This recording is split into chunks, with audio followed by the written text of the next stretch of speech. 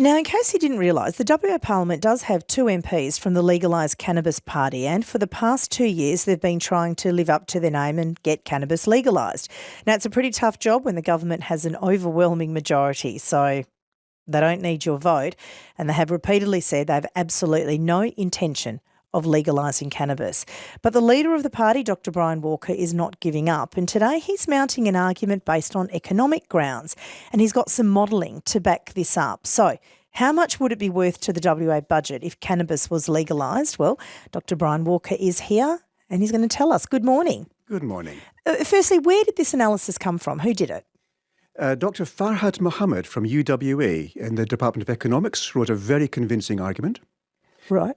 He was a student under Ken Clements, I think it was, who was an eminent professor, one of the first books ever about the economics of cannabis. Okay, so talk us through it. What was his conclusion? He's put a figure on this? He has. Well, first of all, you had to get the data, but we don't really have the data. I have asked many questions in Parliament, and the government just doesn't collect the figures. And so how do you prepare an economic argument when there are no figures? So we went, first of all, to other countries, America, Canada, Europe as well as other examinations within Australia, for example, measuring wastewater residue and investigations that have been carried out. So he took a long time to actually do the background research. This is a groundbreaking work because no one's ever done this before. For WA at least. And so the figures that he has got is actually the first time ever we have this. $1.25 billion bottom line over the 4-year forward estimates. Okay, so $1.25 billion over 4 years. How did he calculate that? How did he come to that figure? Well, there's 2 ways of calculating that. One is how much do you spend, and others how much do you save.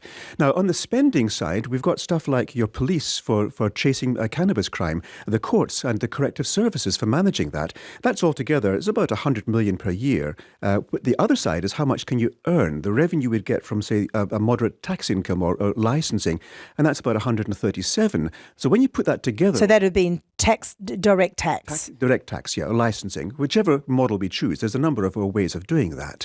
So the savings and the spending reduction, we would actually have around about almost $250 million every year. So $1.25 billion over 4 years. And then how did this take into account how often cannabis is used, what kind is used, how's it sold and at what price? So how did it take all of that into account? Well, that's fascinating because he did go through the whole book of how do you use cannabis and examined how is it used, who uses it. For example, it was news to me that the remote and rural areas use far more cannabis than in Perth itself.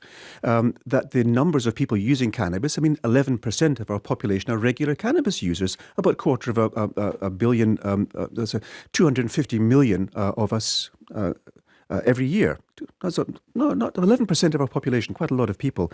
Yeah, 243,000 people use it on a regular basis, compared with alcohol, which is about 1.7 million. So there's a fairly high use. Tobacco is even less. Tobacco is about 10% of people using tobacco. And people might listen to you giving out those figures and saying, yeah, but that's nothing to celebrate, is it? Well, actually it is. When you look at what we're using, look at 4 substances which actually are commonly used: tobacco, alcohol, cannabis and sugar. Now, all of those substances, they're all addictive to some degree, but the safest is actually cannabis. How do you come to that conclusion? Well, look at the sugar we're taking just now in our diet, and the food processing industry is actually making people obese, and blood pressure, cardiac disease, strokes are being caused by that.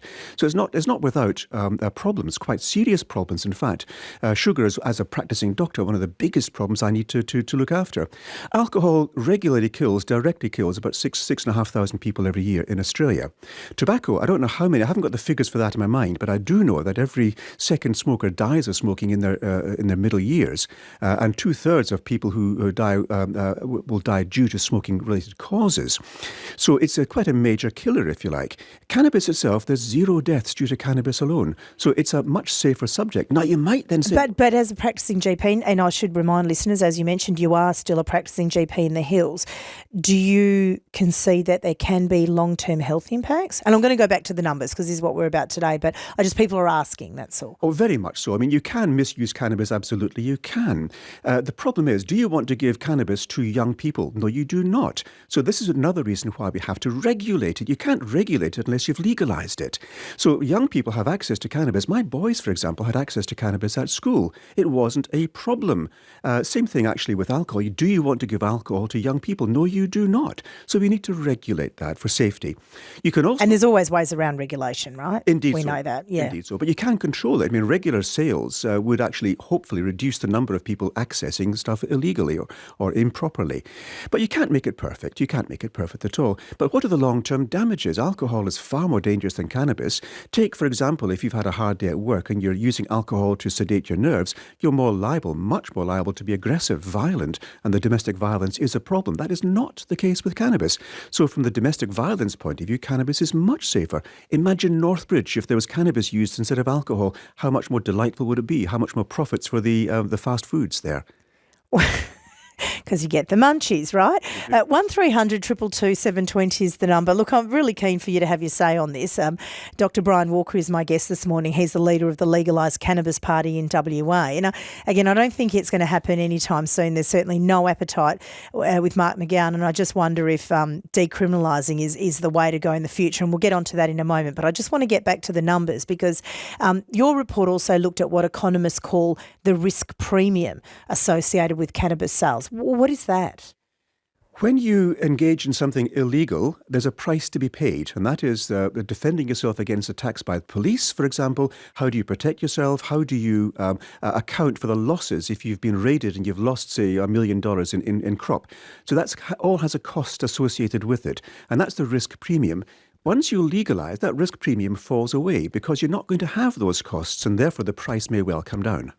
Okay. People might say, well, you commissioned this analysis. You've got the results you wanted. Did you dictate the outcome of this at all? That's a great question, and absolutely not. What we wanted to do is to find out what is the actual truth on this. It's all very well having a view, but if it's the view which is inspired by wrong facts and wrong figures, then we've got the wrong view.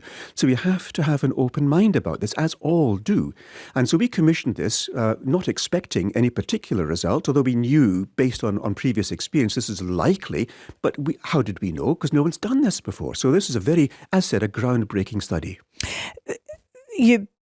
In this admission, I guess, is this an admission, though, that you can't win the argument on medical or moral grounds? And I look at some of the text coming through. Does the doctor have statistics on cannabis and mental health? Does the modelling regard cannabis, including the medical costs associated with cannabis-induced psychosis? What about the concern that people use this and then graduate to other drugs? So I guess, do you look at those sort of comments and think people are not sold on the fact that there are no health risks associated with this? Is that fair? It's fair to say, but do you know why cannabis was banned in the first place? No, tell me. It was banned because the FBI in the 1930s wanted to divert away from chasing alcohol runners, and they wanted to find some way of employing their FBI agents. Also, bear in mind, the southern states of America are very racist. They wanted to actually attack the Hispanics and the blacks in the southern states of America, and they diverted.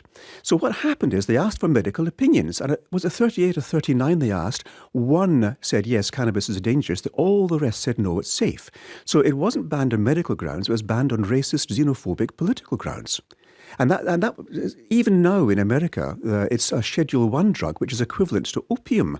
And this is outrageous because cannabis doesn't cause any deaths. It's actually a safe, even in over. But can it cause mental health problems? Interesting question again. The answer is, if you give it to young people with growing brains, you're more liable to have a psychosis. But the same is true of alcohol. I tabled a paper in Parliament a few months ago, which looked at the risk of psychosis with alcohol, tobacco and cannabis. And of all three, cannabis was the safest. Alcohol was the most risky when it comes to developing psychosis, and yet it's freely obtained. 1300 222 720 is the number. I've got quite a few texts coming through on 0437 922 720. Do you think, though, realistically, if we look at this realistically, legalising is going to be a step too far for WA, right? It's a step too far for Premier McGowan, certainly, but not too far for sensible, scientifically thinking people. What about decriminalisation? which is what we used to have under Jeff Gallop. That might be a simple step approach, and it's certainly a useful thing to do as well. And it's probably something I would welcome as being one part of the progress towards getting a healthy approach to our society.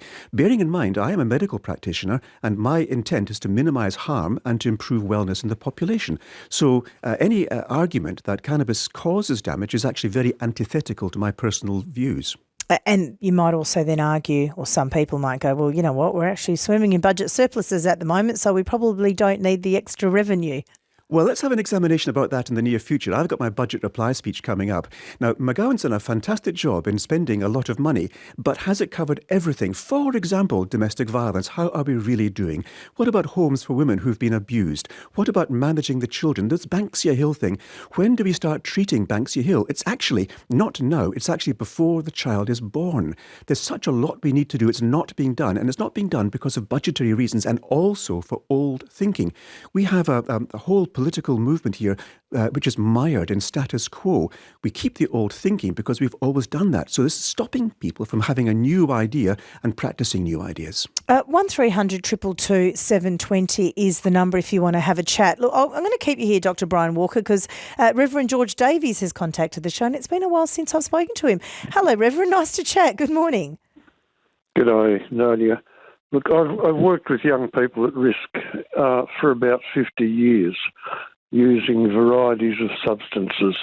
And whilst we have a discussion about the health dynamics of cannabis and other drugs, a key factor that needs to be looked at is that for cannabis, the illicit supply is more damaging than the licit supply, because you don't know what it's cut with, you don't know contamination, and so on. The same with any other drug. The illicit version will be more damaging than the licit version. It also means that young people who may be at risk psychologically are underground and not being open about the issues and able to talk to. There's also the John Ehrlichman stuff in the days of Nixon's war on drugs, which Ehrlichman from Watergate, now out of jail and out of reputation, has said it was a political thing to get against blacks and so on, not to do with the health of drugs. So we need to go deeper, and if the government doesn't go deeper, they have to ask why they ignore the realities here when the rest of science governs a lot that we do, but in this area we ignore the realities. And I forget the name of the book, Chasing the Scream, what was his name? Wonderful survey of the whole lot from Kissinger. There may be an increase in usage with legalisation, a small increase, but there will be a huge decrease in damage. Reverend. So that's the balance. That's the balance that the Premier needs to get his head into. Reverend George Davies, thank you so much. Appreciate you calling this morning. Look, you tell me what you think, and I see on the text line a lot of people feel very uncomfortable still linking it with mental health. They don't want it available for their kids. And I've got a couple of texts that I'll read out in a sec where people have gone to states where it has been legalised and their observations. Let's go to Chris. Good morning, Chris. Yo. Hi, Chris. Dr. Brian Walker's listening. Yeah. No, it's great to hear someone with a bit of common sense about this situation. You know, people talk about mental health. Look at the destruction of families, society through alcohol. The worst, number one drug problem in the world. Number one. And it's got the number one health problems, crime. It's disgusting what it does to some families. And yet the government will try to fight against marijuana, which is, we know, we've got scientific proof now. And probably the reason that they don't go through with it is because someone's making money consulting the government about keeping it illegal, because if it's illegal, there's lots and lots and lots of people that are making money out of this situation that shouldn't be, and we could be using that money for better health, education, everything. Yeah, we want to go down this path. It's a disgrace. It's a disgrace. Chris, thank you very much for that. That was Chris. Over to you. Well, first of all, Reverend, thank you very much for that. I couldn't support you more, and thank you for your service to the young people. We both share that. We need to help those who are actually in trouble. One of the problems with criminalising cannabis is you automatically turn people towards criminals for their supply, and that is never a good thing, ever, because they do mix it with other things. They open up the possibilities for other interesting drugs. It's all for the profit, and it's really a very unhealthy approach. And it really contributes to the massive mental health problems we're facing in our juvenile population just now. So I would agree entirely. There's such a lot we need to do, and the old way of thinking of criminalising is just making things worse. There's an example of Portugal. I'm not sure if you're aware of the Portugal experiment in 2000. They decriminalised all drugs. Now, I have to say, I would be very dubious about that, but the end result has been fascinating. Everything that we thought could be worse has been proved. The deaths have gone down, suicides have gone down, overdoses have gone down, the gross domestic product has gone up. And the most interesting thing is that the policing changed. The policing changed from being prohibitive, prescriptive, and directing towards jails to, how can I help you, mate? You're in trouble. Let's take you to a place where you can get some help. I'll leave it there. Thank you very much. I've got lots of texts to get through, and we'll take some more calls as well. 1300 222 720. Dr. Brian Walker, thank you so much. He is the leader of the Legalised Cannabis Party in WA. Some texts. Nadia, I would like to highlight the situation in Canada. They legalised cannabis in 2018. I visited Canada with my family for 6 weeks last June and July and was utterly appalled by what the presence of cannabis has done to the cities in terms of crime and homelessness. In several major cities, you couldn't walk down key streets without inhaling marijuana smoke. Every single Canadian I know thinks this has contributed to the deterioration of their country, and we cannot let this happen in WA. I was in Washington State, says this listener. They legalised it in 2012. It now brings in over $500 million annually, and there have been virtually zero of the negative impacts used during the scare campaign to vote against it. Teen use has gone down as well. Canada legalised gambling. The sky didn't fall down. It's worth billions in tax revenue. Governments are hypocrites. Gambling, vapes and alcohol cause a lot more damage. I'm going to come to I'll try and squeeze in another call if I can before 10:30. 1300 222 720. We'll just take